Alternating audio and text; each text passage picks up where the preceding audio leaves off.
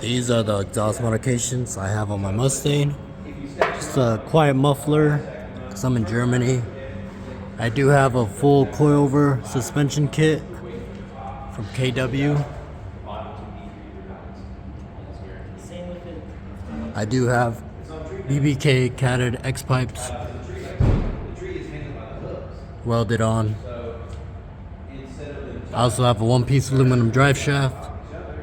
Does its job very well. Then I have shorty headers, BBK. You can't really see them, but they're up there.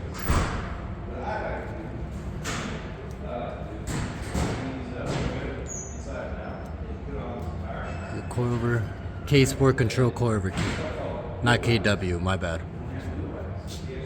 I don't know. What do you guys think? What else should I do with this Mustang?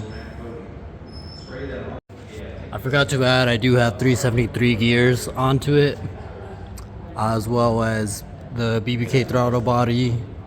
And I had the cold air intake BBK, but I had to take it off because German laws.